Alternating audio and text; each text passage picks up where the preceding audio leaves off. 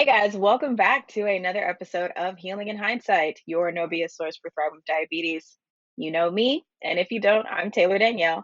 And today's episode, I'm really excited for. I know I feel like I say that every episode, but I really am excited because I feel like I'm learning so many great things. But our guest this week is Nathan Redman, and he is a very unique guest in that not only was he a type 2 diabetic, yes, I emphasize was because he no longer is a type 2 diabetic. Now, I know that there's a lot of debate on if you're able to reverse type 2 diabetes or you're always diabetic, but maybe you don't have to manage it as closely as you used to. I say, listen, if you are, pre-diabetic or type 2 diabetic, use whatever terminology feels good for you. But Nathan does refer to his particular diagnosis as completely reversed. He has been free of medication and the need to check and manage his blood sugar levels for almost 2 years now, and has had stable A1C since his radical transformation. So I really enjoyed this conversation with Nathan. I think it's really powerful, and that for those of us who are medication dependent, I really wanted to make sure that we had something to cater to us just a little bit. I absolutely am all for my insulin dependent diabetics. I know that there's a lot that we struggle through together with, but I do want to also put out there that for those who are in pre diabetic state or in a type 2 diabetes state and you are medication based, that there is hope and that there is options to be able to, I would like to say, manage holistically, which means that my lifestyle and my way of treating myself is so unique and so in stride with my body that I don't have to think about my diabetes as closely as I used to. And I could still go get my A1C checked and it be in normal range. So, again, find whatever terminology works for you, but it's a truly powerful story of transformation. And it all starts with one Facebook clapback. That's right. His radical transformation started with one comment on Facebook. I'm excited for you guys to hear this story. I think it'll be really awesome to get some perspective and figure out what works for you. Maybe this is something that you can pursue yourself. Let's do it. Perfect.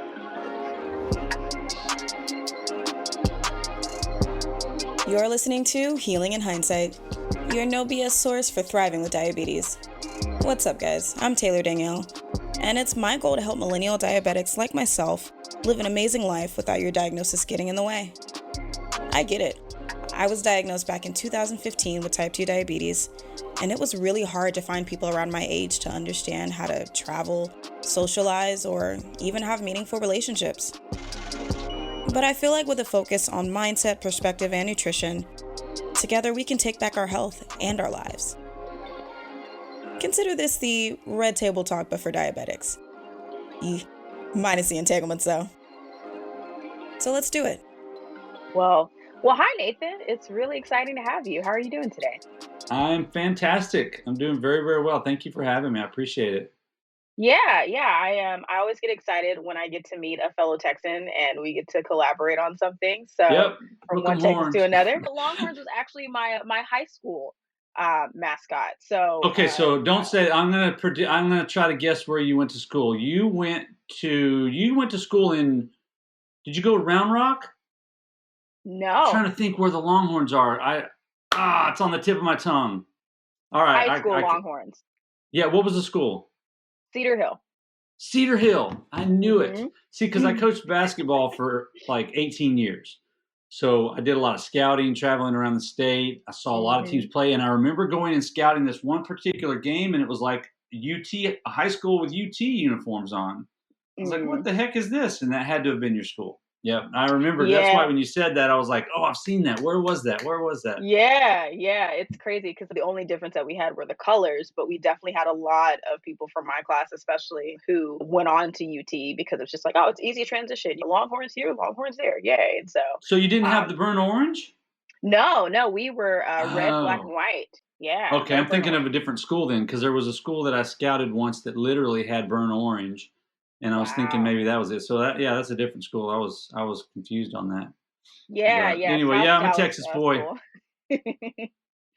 Yeah, Houston, right?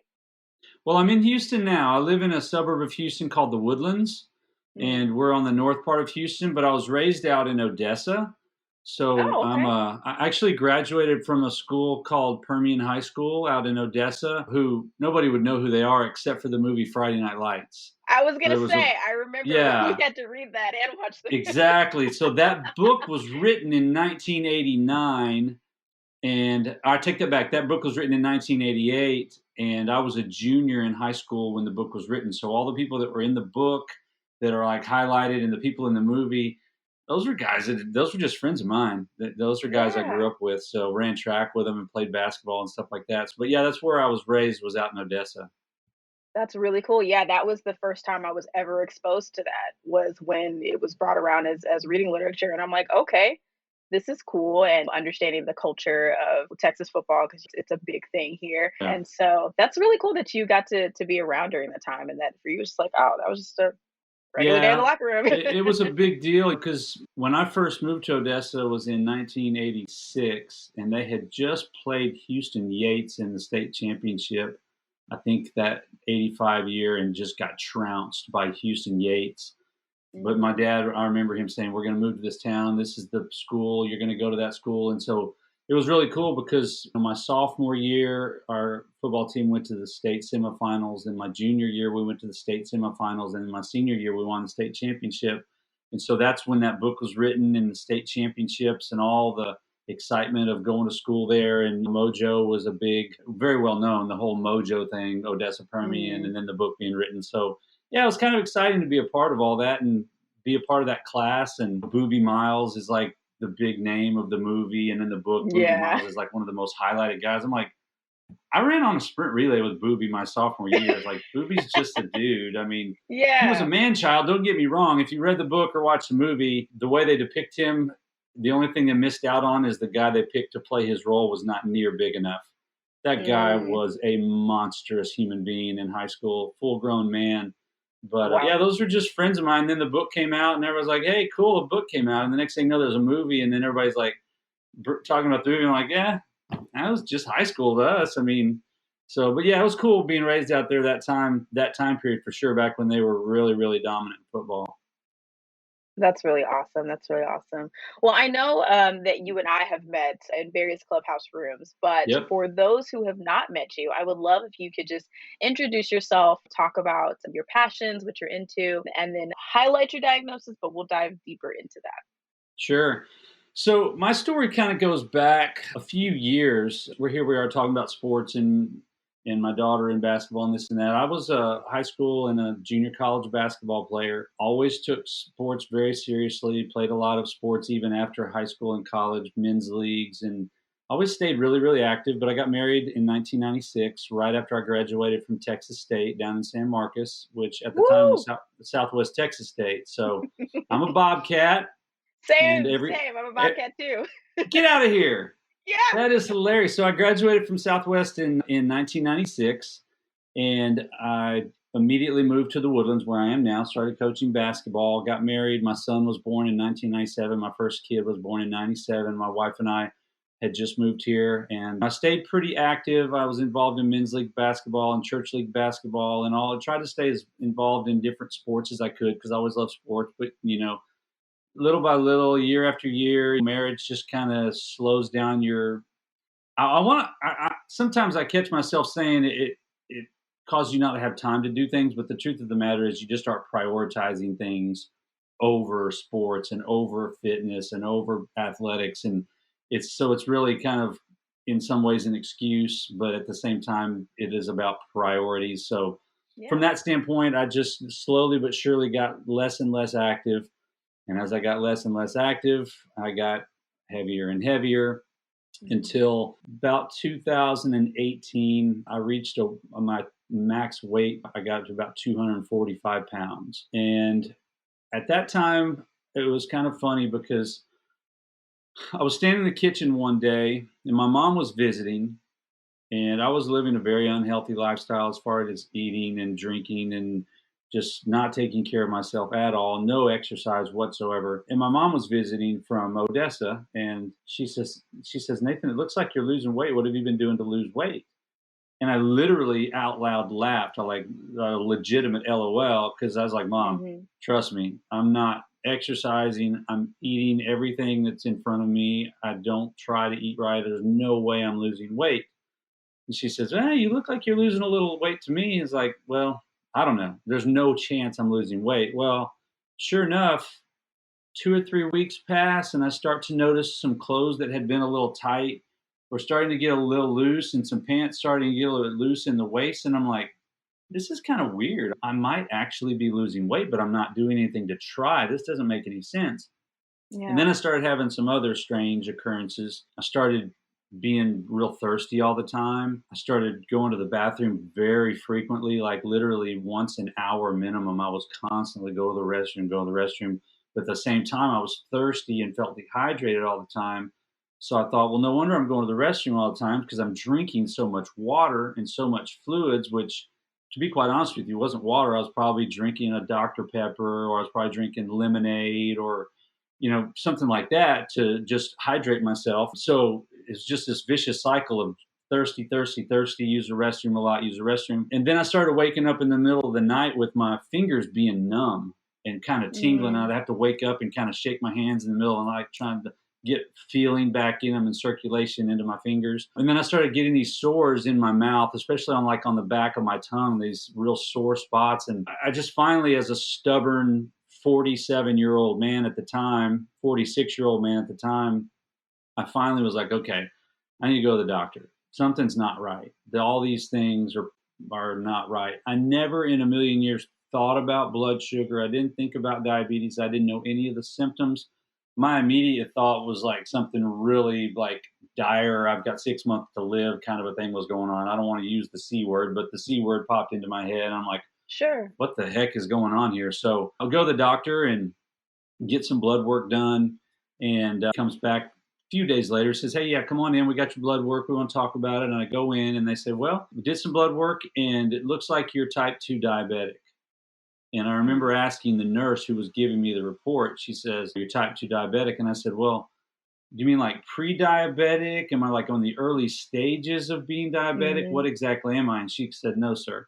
She goes, "Your A1C is 12.1, and a normal A1C is below 5.7. I think she said somewhere between like 5.1, 5.7 is normal, and you're at Mhm. 12.1. Well, I didn't even really know what that meant, to be honest with you, but I Yeah. knew obviously that's definitely above 5.7. It wasn't until I started kind of doing some research and talking to other people that people were starting to tell me, dude, you're like a raging type 2 diabetic. That's some of the highest numbers I've ever seen. So the doctor put me on a medication called glipizide. Started taking the glipizide, and I didn't like the way it made me feel. When I was at work, there was actually an incident at work where I almost passed out first thing in the morning. I was a teacher at the time. I was coaching basketball, which is a whole nother ironic story. Here I am coaching athletics, and I'm a PE teacher, and I'm the most unphysically healthy person you can possibly find. I'm a Sure. terrible example of what I'm trying to teach other kids to be. So that's a whole nother story. But I was in a basketball class one morning, teaching my off-season basketball class, first period, and I started to get dizzy and kind of lightheaded. I called the nurse. I said, "Hey, come get me. Something's not right." She took me down to the nurse's station and gave me some crackers or something along that line. And come to find out, the glipizide, I didn't eat breakfast with it. And so it made my blood Mm. sugar go way down. And so I just started struggling with how I was feeling, and I didn't like the medication stuff, but I took it for like 3 months, and my A1C the next time I got it checked went down to like 9.9. It wasn't that much of an improvement. It was an improvement, but not much. So there was a situation, and this is something I don't really talk about all that often. In fact, I've probably only talked about it a couple of times, but maybe it'll help somebody on listening to your podcast. So I'll just kind of spill it out there. March the 15th, no, I'll take that back. March the 31st, 2018, my wife had a friend of hers that was training to do a half marathon. And my wife is really a runner. She's done 3 full marathons, 19 half marathons, countless 5Ks. Wow. She loves running. So she's pretty fit. She's pretty healthy. Me at that time, not so much. And one of her friends was training for a marathon or a half marathon. And she popped on Facebook one day and said something along the lines of, "It was kind of raining this morning, so I got out and ran, but I only ran a mile, and then I kind of went out and came back home." Well, in my in my effort to try to encourage this person, I said on Facebook, okay, I know that I should not have done this now, but I said on Facebook, I said, hey, don't feel so bad. The person you look up to as the runner stayed home this morning and slept in. Well, that person was my wife, right? I was Mhm. trying to encourage the friend of hers, but my wife didn't really see it that way. So my wife Mm. pops onto Facebook, and her response for all the world to see is, says the guy who hasn't exercised in how long? Oh, yikes. Yeah, that was her comment. Gotta So, love those Facebook wars. oh my God. Well, Facebook world war when you're upstairs and the person making the comments downstairs. Like, Yeah, I yeah. literally walk to the edge of the stairs and I yell out, I'm like, babe, what the heck? What are you doing? She said, hey, you made the comment. I just responded. And I was like, it was like 5 minutes of tension. Yeah. Very much. I'm not going to use all the conversation that went on there, but let's just say it was a tense conversation. But Probably, I could imagine. yeah, words were shared. So, but at the same time, I look back on it, and here's what happened in that moment. It woke me up. Mm, It really got my attention. And as somebody who used to be an athlete, who used to be in great shape, as somebody who was a basketball coach and a PE teacher who's supposed to be modeling that, it just got my attention. And I said, you know what? I'm fixing this right now. mhm, This changes tonight. That was March 31st of 2018. Some of my best friends in the world live out in Redlands, California, near San Bernardino, and they're health coaches for a company called Optavia. And Optavia specializes in weight loss. That's their expertise. I knew that they could help me because they had helped so many other people, and I had seen so many examples of their coaching. So I called them on the phone. Their names are Brooke and Dave Ross. I called them. I was like, Brooke, Dave, I need your help. I've got to do something about my weight. I've got to do something about my diabetes. Tonight, this changes. And mhm, they basically said, okay, this is how our program works. They walked me through the system. On April 15th, I started that program. I was 225 pounds now. I'd lost 20 pounds because of the diabetes. I was mhm. 225 pounds April 15th, 2019. And by July 15th of that same year, I was 185 pounds. I lost 40 pounds in 90 days doing their program with their help and with their coaching. And my A1C went from the 9.9 it had been because of just using the glipizide, it went down to 5.7. And my type Wow. 2 diabetes, I know some people argue with me and kind of disagree with me on using the word reversed or healed Mhm. or Yeah. corrected. I mean, whatever verbiage you want to use, however you want to try to position that. All I know is my A1C went from severely diabetic to normal in 90 days through that program. And that Mhm. was July 15th of 2019. So here we are coming up on July of 2021, 2 years. My A1C is still normal.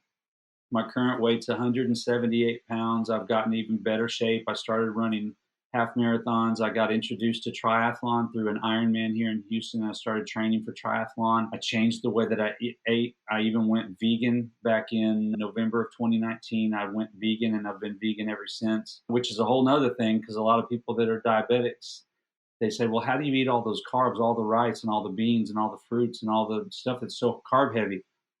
I'm not a Sure. doctor. All I can tell you is when I went to a whole food plant based diet and I got rid of meat Mhm. and I got rid of processed foods and I got rid of sugary stuff, my blood sugar's been 1,000% normal ever since I corrected it through the weight loss program. So I'm a walking billboard of not only the company that I did the program with, but just that a whole food plant based diet is actually a solution for, at least it was for me. And so my type 2 diabetes was, I say, reversed. Some people say it wasn't reversed, you'll always have it.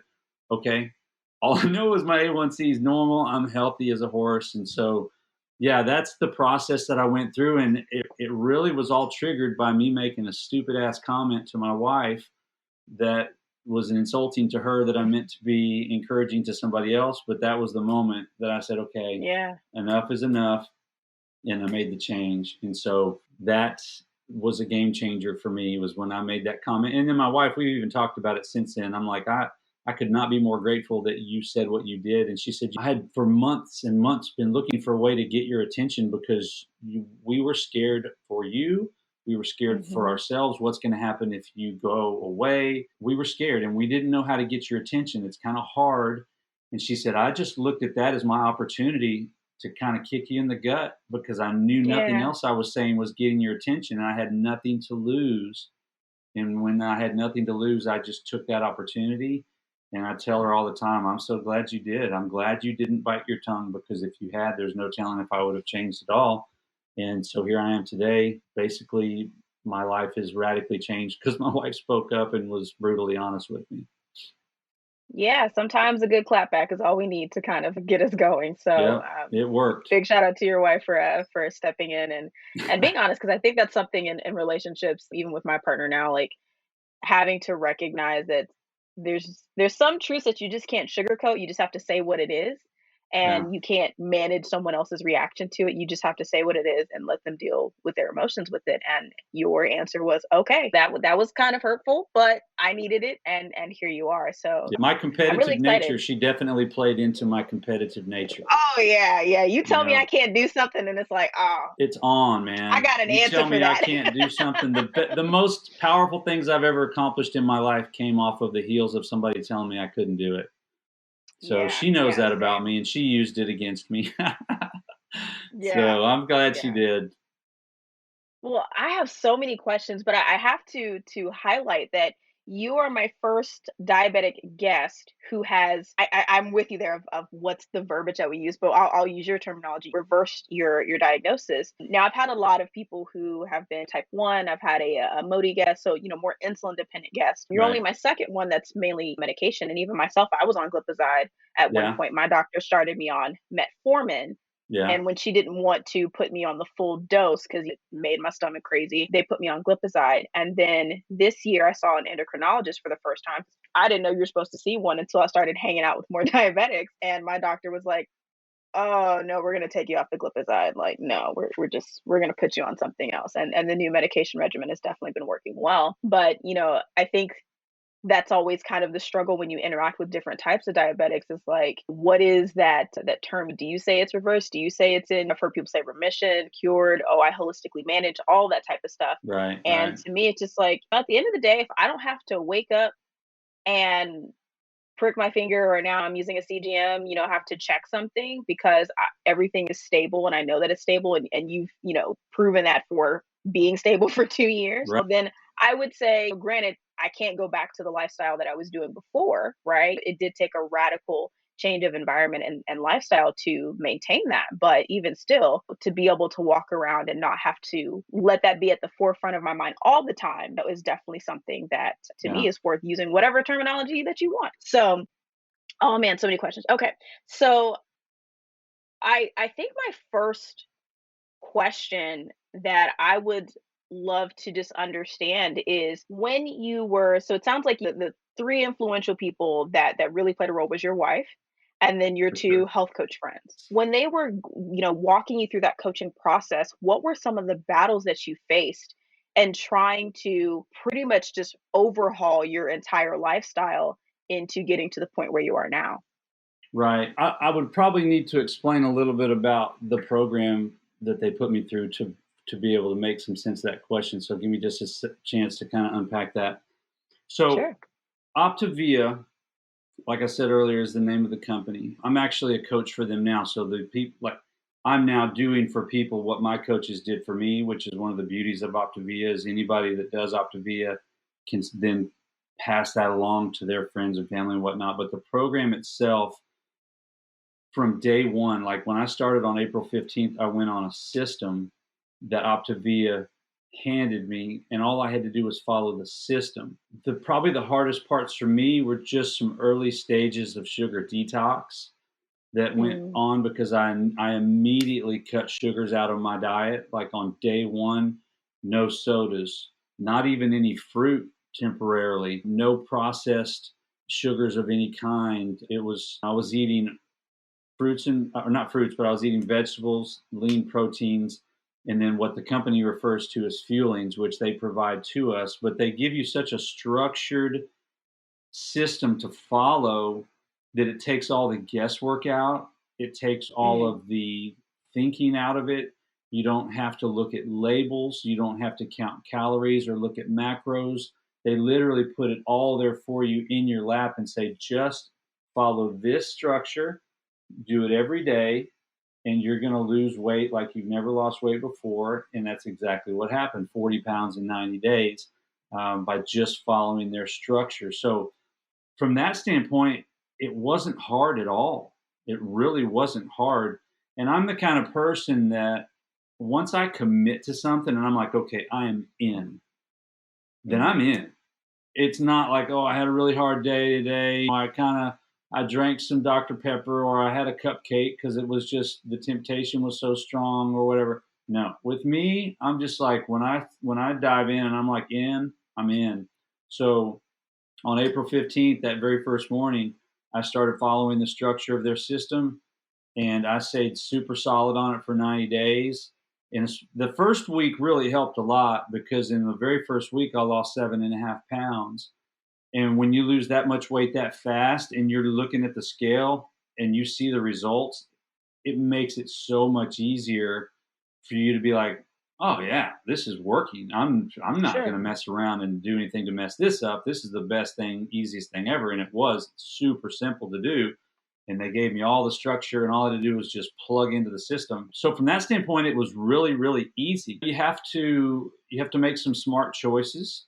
Obviously, when I was going through this, the rest of my family was still doing their normal thing, eating their normal foods. And so there were things coming into the house that I normally would have said, yeah, give me one of those, like a piece of pizza or a cookie or whatever. So I did take some discipline from that standpoint.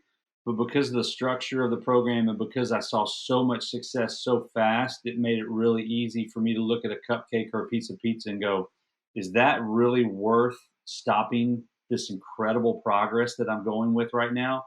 So it made it really easy to be able to just say, that ain't worth it. I mean, I was on such a roll so fast that it made it really easy to just stick with it. So that I was very fortunate with that, not having to think and calculate macros and pay attention to the nutrition labels and all that kind of stuff. Just the simplicity of it made it really, really simple to dive into.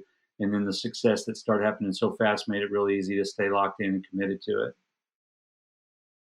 Wow, wow. That's really awesome because I know even for myself and close family members, that's one of the biggest pain points that comes up is that I have to do all of these extra steps and my mom is kind of a perfect example of this. Me and my dad and my sister for the most part are the tech ones. He's in the IT world, so I grew up building towers and stuff with him or watching him do it. But my mom, if it's the TV, computer, whatever, it's I just want to work. Like I should just press a button and it should Yeah. work. And Yeah. so having to really be a part of every little step, like reading labels, like counting calories, macros. My Yeah. endocrinologist told me to download an app tracker that I've done it several times before in the past, right? And I'm like, no, I'm telling you right now, that's not Oh, what I know speaks to me. That's exactly not what what that's motivates like. me. So I'm like, I get what you're getting at, and I get you're trying to get me to understand the weight of my food. I said, but I don't really keep a lot of crap in my house. So just want you Yeah. to understand that. So that's where we're going to just agree to disagree on that. But let's try something else because it can make things difficult when it's like, I understand my life and I know how to structure things to motivate me. So when you give me something that requires a lot of additional steps on top of everything else that I'm doing, it's very easy to kind of just slide back into this is exhausting. I don't want to do that. So Yeah. I'm glad that they have a system that it was just no brainer Yeah. for you because that's a big pain point that a lot of people struggle Yeah, with. I'm we refer to the system as goof proof. Our coaches, we call it, this is the most goof proof system ever. So yeah, that's a definite advantage. And most of the people that we coach now, that's their favorite part is I just am so glad I don't have to think a bunch. You guys just tell me what yeah. to do and I just follow the steps and everything else takes care of itself. So yeah, that's definitely one of the strong points. Very nice. So, what was the transition like coming out of the coaching program and reintroducing different foods, even before you went vegan? Like, what was that reintroduction phase like? Do they, or I guess you coach for them now, so do you guys Yep. have a reintegration process, and what's that Yeah, like? that's another thing that's really powerful is that they have a weight loss phase, they have a transition phase, and they have a maintenance program. So literally from the first day that you start the program until however many years down the road you want to continue being on a healthy path, they have it all set up. So like I went through that 90 days of weight loss and then I went through a 30-day transition period. And the transition period is just a gradual reintroduction of some of the foods that you didn't eat while you were on program. For example, I mentioned temporarily I didn't have fruit. Once I started my transition, my second week of transition involved me being able to eat fruit every day. Not like an entire pineapple, but a good healthy portion of fruit daily. So yeah, they start you on like week 1, you're able to have any vegetable you want. Whereas Hmm. during weight loss, no sweet potatoes, no regular potatoes, no corn, the carby type Sure. stuff. So week 1, we get to eat any vegetable we want. Week 2, we get to start eating fruit, and then week 3, we get to add dairy back, and then week 4, we get to add some whole grain breads back. Never white bread. I'll never eat white bread again as long as I live. But whole grain, healthy, whole wheat type bread. And so yeah, they take you through a transition where you can gradually start reintroducing things that you weren't able to have during the weight loss part, and then they show you how to do maintenance, which is just basically by the time, and this is probably the most powerful part of the program. By the time you reach the transition and the maintenance phase, you've done it for so long that it's now habitual. And so Hmm. the way you think about food, your taste buds, literally your microbiome changes so much that you don't crave and hunger for the things that used to get you down. The best example for me is that before I did the program, pizza was my weakness.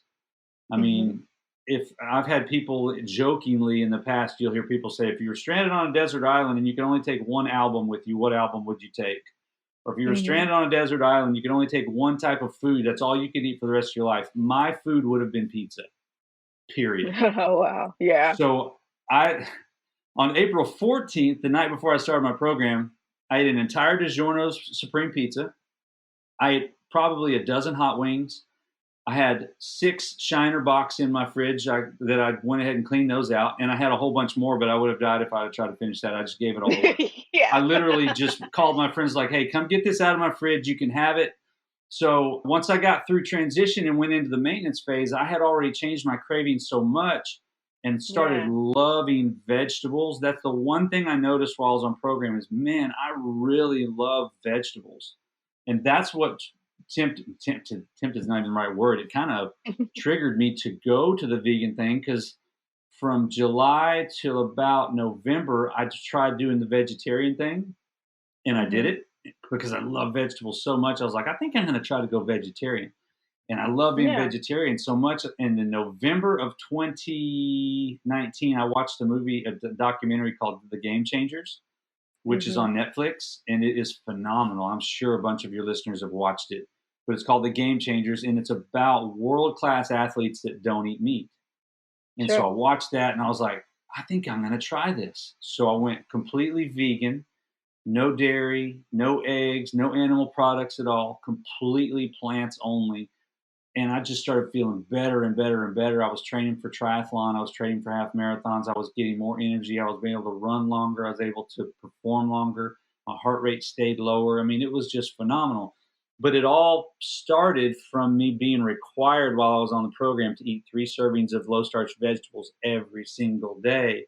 Started Mm. loving vegetables. And then when I got into that transition phase, it was really, really simple because my habits had changed so much. My flavor palette had changed so much, and my cravings had changed so much that instead of craving a cookie, I was literally craving like hummus and cauliflower, or I was Yeah. craving hardcore, like craving some oatmeal with some bananas in it, Oh, or some man. blueberries in it, or something like that. So my cravings changed so much that eating healthy and staying on that healthy path was really, really simple. But that's the way the program works. It's designed to change the way you think. It literally Sure. changes your chemistry to a point to where now you're just hungry for healthy stuff and you're not really hungry for unhealthy processed foods. And that makes things a lot easier when it's not tempting.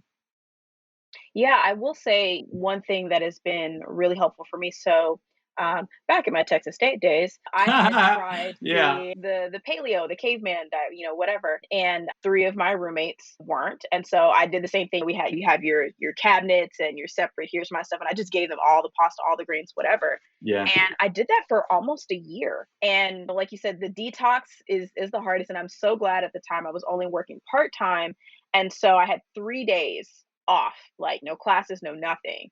And I was miserable. I just like laid on the couch, watched TV, and just ate salads every time I got hungry. Like I would have some salmon in a salad because you're craving sugar.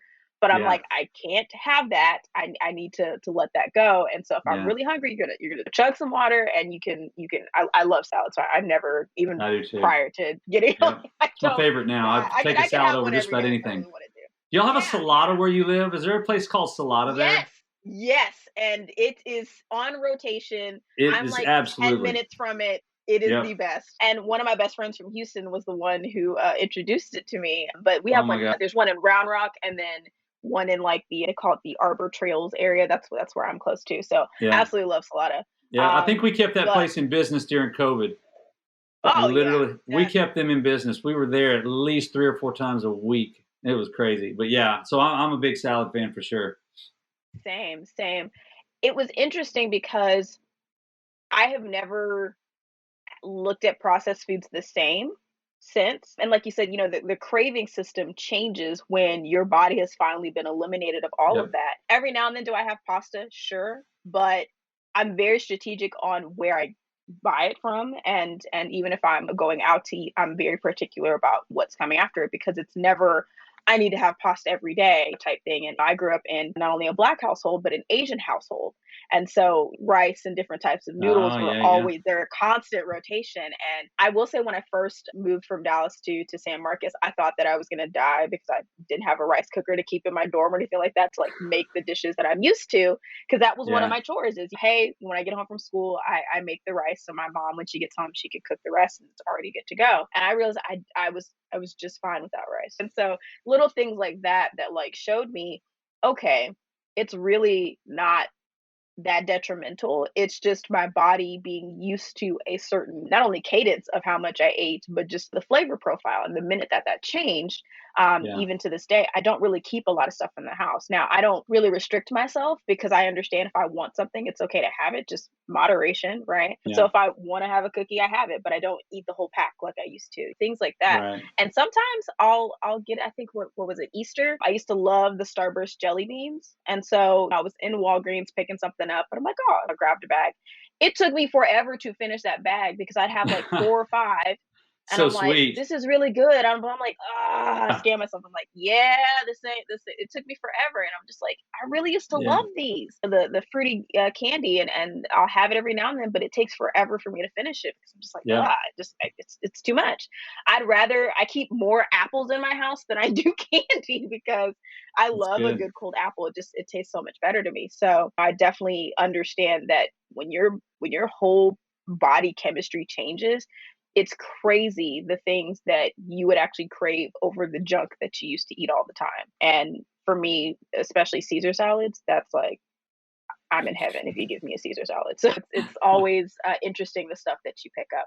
So Yeah, I want to talk about your career transition because yeah, obviously there was a huge impact with going through this program, and now you work for them. And yep. so, what was it about? You already seem to kind of be in the fitness realm, but for students, which is awesome. But what made you decide, okay, instead of being a molder of young minds, I want to be a molder of adult bodies? What was that transition like for you, and how has that Yeah. really impacted how you deal with people today? That's a great question, and I don't really get a chance to talk about that very much. So, when I went through the weight loss program, I mean, you can imagine, first of all, as a school teacher on April 15th when I started the program, and then when I finished it in July, I was on summer break. The teachers that I was working with, I hadn't seen them since May. And I had started losing weight pretty quick. And people towards the end of the school year had started noticing, like, hey, what are you doing? You're losing all this weight. And I would tell them about it, but then it would just be like small talk conversation. But then when I went back to school in August and showed up at 185 pounds, almost 180 by that time, the whole school, all the staff were like, "What God's name? What did you do all summer long?" So I told them about Right. it, and that turned into more than just casual conversation. That turned into, "Okay, tell me more about this because I whatever you did, I want to do it too." So that went from, okay, I helped one person to then helping 5 people. Throw a few family members in there. My dad even was one of them. It just started to kind of snowball. People asking, "What are you doing? What are you doing?" So it went from helping a couple people to helping a few dozen people. And as a health coach, the company compensates us for helping coach people. And my income from doing this little part-time around my schedule thing started to grow so fast that it replaced my full-time teaching income within 6 months. So I was Wow. making more 6 months after starting this little quote unquote side hustle of helping people do program than I was making more doing that after 6 months than I was as a career teacher that had been doing it for over 20 years.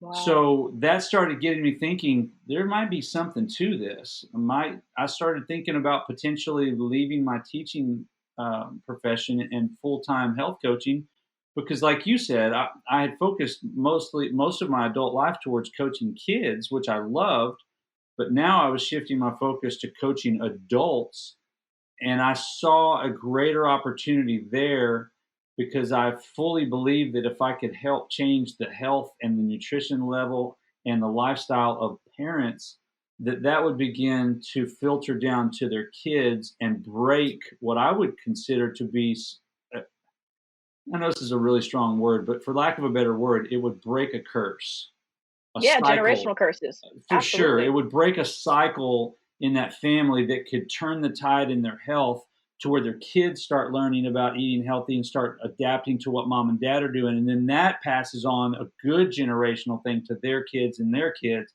So I Mhm. started thinking, what, there's something to helping these adults, or something to helping these moms and these dads and these even grandmas and grandpas.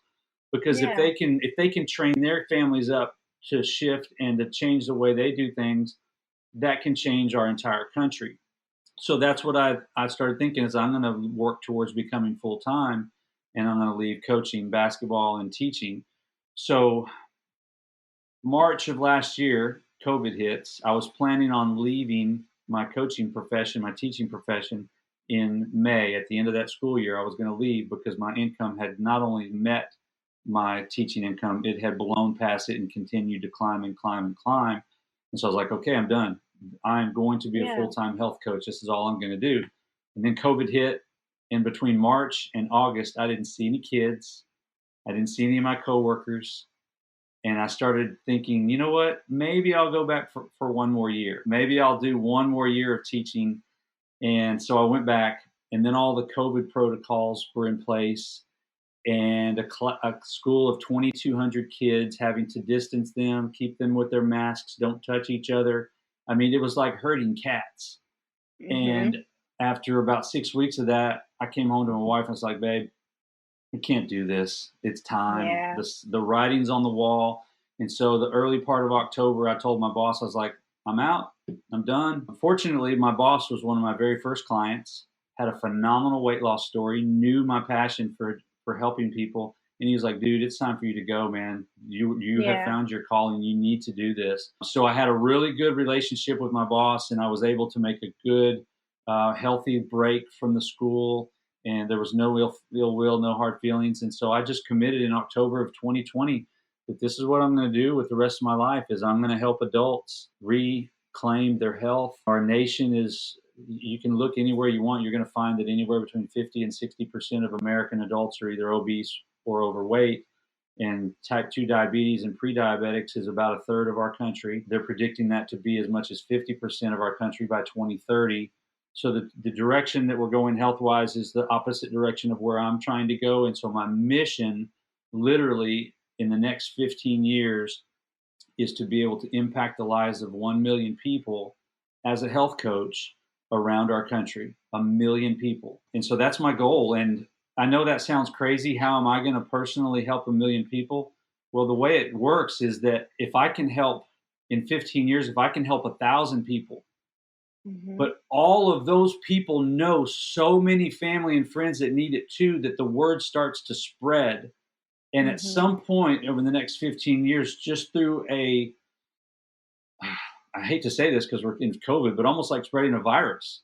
It's like people start to catch it. Oh, I need this. Oh, what are you doing? I need that. Hey, tell me about what you're doing. I've been watching you, and it just starts to spread and spread and spread.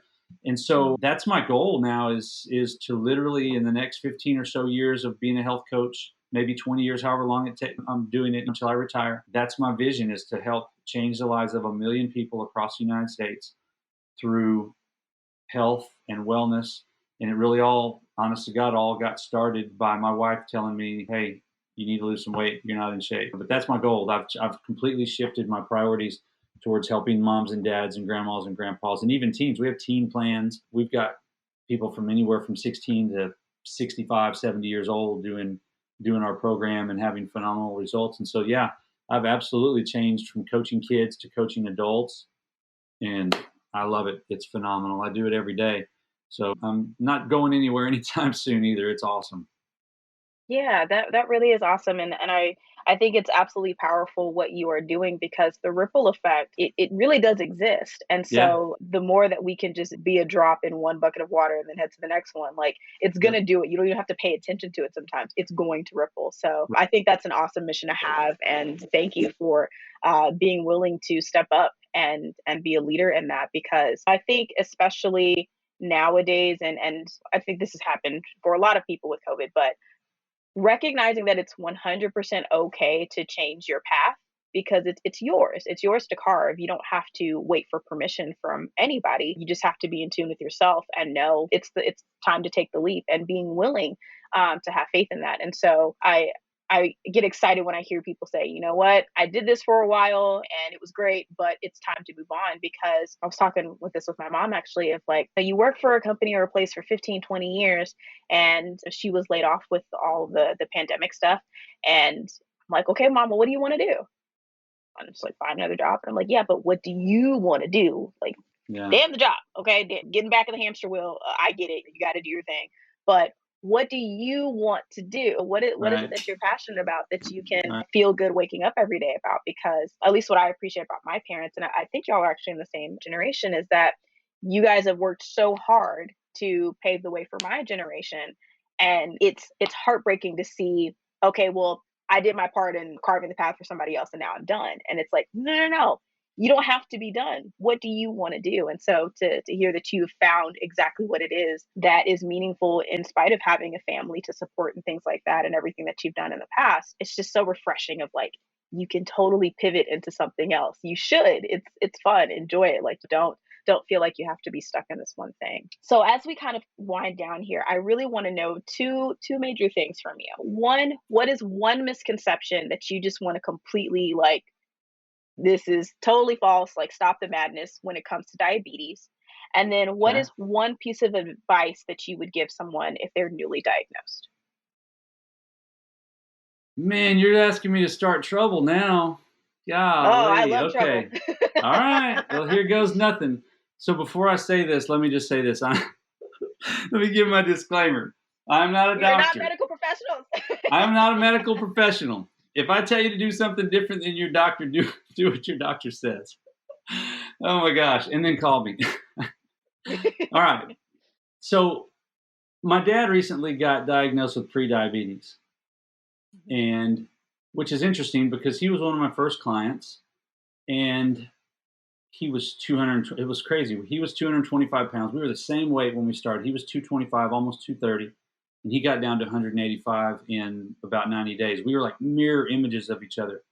But recently he got diagnosed prediabetes, which kind of caught me off guard. I was like, how could that be? And started talking to him. What are you eating? What are you doing? Because he's like more on the maintenance side now. So I started doing some research, some studying. And overwhelmingly, what I found, and I'm going to encourage anybody that's diabetic, if you don't already, look up on Instagram an account called Mastering Diabetes. Mastering Oh, I follow them. Diabetes. Do you follow them? Phenomenal. I think Robbie and what's his partner's name? My mind just went blank. But Mastering Diabetes There's a podcast out there called the Plant Strong Podcast with Rip Esselstyn. He's actually an Austin guy. Look up guys like Dr. Neil Barnard. There's multiple people I started researching, and I started finding a lot of the same information. And what I found was, and you asking about misconceptions or things that people might be off base with, the thing I found was that type 2, especially diabetes, is not caused by overconsumption of sugar. It's caused by an overconsumption of fats. And the fats cause you to become insulin resistant.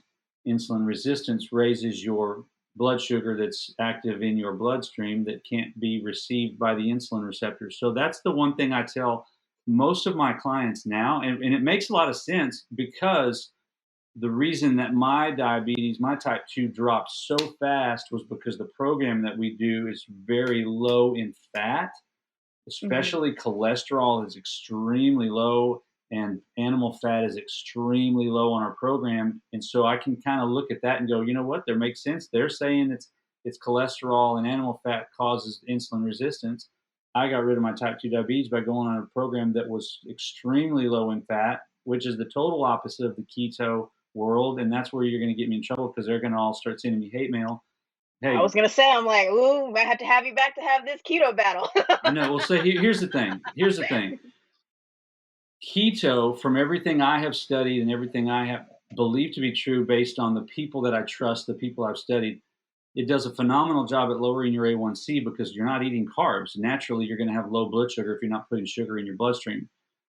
But the cholesterol and fat amount that comes from the keto diet, especially if you do the real heavy fat load and eat a lot of butter and a lot of animal products, that builds your insulin resistance, to where when you do start reintroducing carbs back into your bloodstream and you get off of keto, your blood sugar is going to spike like crazy, and then your type 2 is going to come raging back because your insulin resistance is so bad. So that's the fight that I knew you were going to make me pick. But hey, here we go. We're here.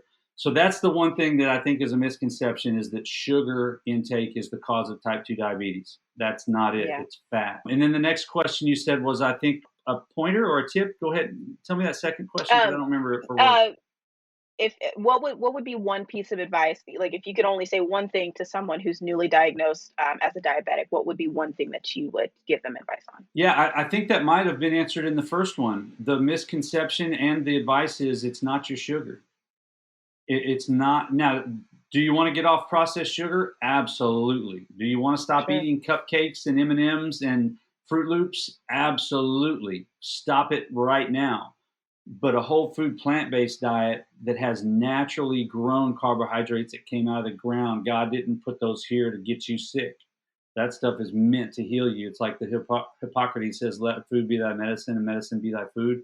Naturally plant-based foods that have carbs in them can be extremely healthy for you. So that would be the one thing I would say to somebody that just gets diagnosed, is cut all the processed stuff out, shift over to a plant-based whole foods type of an approach, and don't worry about the sugar. Definitely worry about the fats and all the oils that you're putting in your food. But if you'll lower your fat intake and you'll get off the processed sugar, you're going to see some dramatic improvements, not increases, but improvements in your blood sugar. Wow. Well, thank you for that. Definitely a lot to chew on here, because I know that there's so much information out there on what works, what doesn't work, and all these things. And I'll say, at least my thing is always do your research. Like you said, go talk to your doctor and then call Nathan. Right. But always figure out what works best for your body, because no doctor or coach will ever be able to tell you how you feel about you. So I'm so grateful that you were willing to share your story and your process and how you figured out, through help with your company, what worked best for you. And that led you to where you are now, because I don't think it's talked about often enough, of people actually going through the journey of figuring out how your body responds to things and being willing to try it. I don't have anything against veganism. One of my best friends is vegan. Shout out to Kara, the Grateful Girl. But there's nothing wrong with trying out different things. I tried keto, like you said, the fat did not work for me. It sent me skyrocketing, but I have friends who it works for them. I'm like, cool, not here to preach to you about anything, because it's not my body to kind of worry about. As long as you are happy and healthy, great. But especially for us as diabetics, there's that extra level of sensitivity of, God, have you been in some of those in the diabetic Facebook groups at all? Yeah, I'll be honest with you. I have to stay out of there. Yeah, They get really I had to mean. hop out. Yeah, I had to hop out because it was just like the tear down. Part of it was just getting understanding of what the community is going through, so that way I can come here and bring in the right people and weigh in and just share thoughts. But to see, hey, I had this meal and to be ripped apart. If you had too many carbs, you had too many. This is just like, geez, yeah, guys, like, yeah, so it's definitely really intense out there. So just keep in mind, do what feels good and what feels best for you, and data is your friend. It's okay to find out numbers and things like that. yeah. Oh, Everybody's slight. bodies are different. Mhm. Eh, our microbiome, which that's a totally different podcast, but our microbiome is like a fingerprint. There's no two like it Mhm. in the whole world. You have your Right. own. So your body might adapt to one thing that your best friend's body doesn't adapt to at all. And it's just because Mhm. we're internally, our microbiomes are all unique to us. We're all our own snowflake. So Yeah. yeah, what worked for me might not work for everybody. I'm really fortunate as a health coach to have like a 95% success rate with my clients. But there Yeah. are those few that every now and then I'm like, how did that not work? And the only thing I can come up Yeah. with is, man, their body just has its own way of doing things, and but it's super rare. But yeah, our bodies are very very unique. There's no microbiome that's ever been or will ever be that's the same as mine or the same as yours. We have our own. Yeah. Oh man, we need that message spread out more. I think, and I feel like it's great being unique. And I think that's the thing when we kind of see these click like cultures. It's like I get that it's nice to want to be a part and be in community, but yeah, I saw some quote somewhere and I can't remember where I saw it and who it said it, but like it went along the lines of like the yearning to belong is more so belonging to yourself before belonging to others, because if you Hmm, just follow a collective and not understanding who you are first, you don't know how you can support that collective. It might not be doing the same thing as somebody else, that's so good. it's definitely important to think through that. Really quick, do you still get your A1C checked? I'm I'm assuming not as scheduled to. regularly, but Yeah, I'm scheduled. I go to my 12-month like little man physical every June. So next month I'll have my okay. next one. Yeah. Nice, So I'm actually nice. kind of looking forward to it. I'm actually looking forward to it. Last Yeah. time I was there, my doctor he specifically goes, "Whatever you're doing, keep Keep doing it." at. And I said, "Well, this is what I'm doing." I talked about my program. He goes, "Do you have any business cards? Because I want to send people to you that won't listen to me."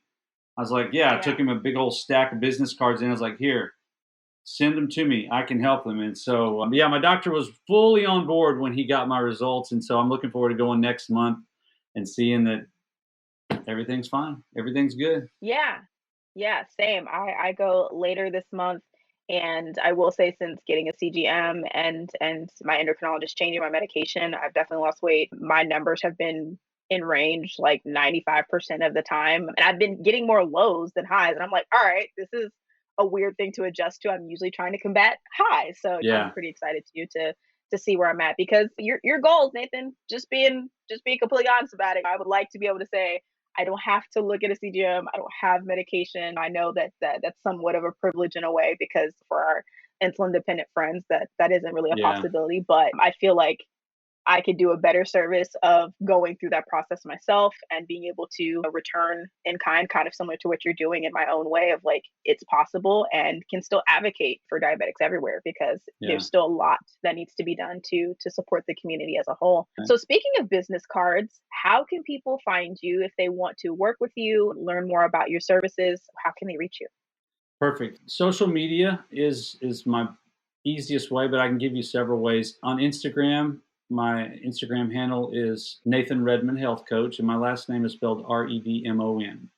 That's the one thing people always get wrong. It's Redmon. So Nathan Redmond Health Coach.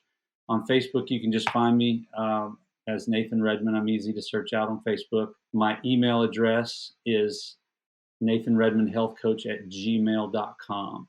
So any of those three places will allow you to find me. And yeah, I would love to talk to anybody that is in a similar situation, whether it be diabetes or any other sort of thing that is caused by weight. I even have a lot of clients that are like, our company really helps a lot of people that are hypothyroid that can't really lose weight because they're low producing thyroid. My dad is one of those. Mm, I was talking about him earlier. He was 72 years old and he was hypothyroid on medication didn't think he could lose weight, and then he lost 45 pounds. But hypothyroidism and PCOS are two things that our company has a phenomenal track record with, and those are things that are definitely not in the diabetes world. But we can help a whole assortment of issues that are either caused by overweight condition or conditions that actually cause you to be overweight.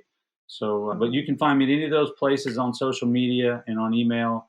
And I would love to help anybody here that's just looking for information. I even have a private Facebook group that I can put people in that's called A Healthy Me. And you can just surf around through there and look. Nobody will even know you're around. You can just kind of look at examples, ask questions, and kind of dig in and get some info. And if it looks like it's something that would work for you or that you'd like to give a try, we can always chat about it. And I can help you get like a 30-day tryout or something like that. Awesome, awesome stuff. Well, Nathan, thank you so much for coming on, a fellow Texan, fellow Bobcats, all of the Yeah, things. Bobcats. It's really, really great to see your story and everything else like that. Because again, I know there's a lot of us, me and my dad talk about this all the time, but getting to a place where I understand my diabetes may be something to keep an eye on, but it's not something that has to be the forefront of my mind. So thank you for being such an inspiration and a change leader in our community. And you guys make sure you go follow him. Make sure that you reach out to him if you have questions. He's super responsive. I've definitely reached out to him. So he definitely respond to you. And we will catch you guys next week, Tuesdays and Thursdays. And hope you guys have a great rest of your week.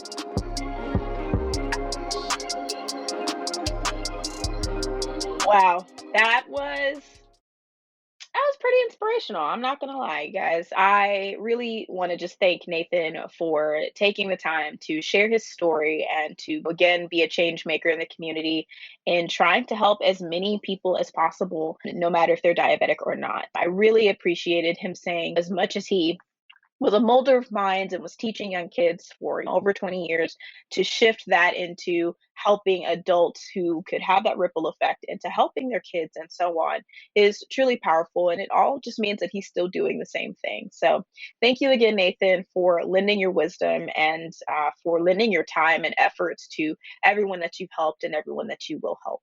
Be sure to follow Nathan on Instagram. Make sure that you hit him up if you have questions or if you're interested in having him as your health coach. I'm pretty sure he will provide you with as much support and information as possible and will be able to get you to a state that feels good for you. Now, as always, neither of us are medical professionals. So, in any pursuit of anything towards your health, make sure that you do your research, talk with your medical team, and make the best decisions that are for you. You already know me, Taylor Danielle. I'll see you guys next week. Again, every Tuesday and Thursday is where you can catch me and all the fun things that we're up to over on Healing in Hindsight. And if you want to be a supporter of the show, I will never ask anybody to pay to listen to me. But if you want to donate to the show in order to keep the lights on and make sure that it's running, feel free to head over to buymeacoffee.com/Taylor Danielle with one L, DANIELE, and feel free to donate a drink to the cause in order to keep this going. But I truly enjoy doing this for the sake of making sure the right information is out there, and I appreciate each and every one of you. We recently hit 300 followers, and I'm still kind of over the moon about that. So thank you guys again for all of your support, all of your words of encouragement, and for those who have come on for being willing to share your story. I'll catch you guys next week. Perfect.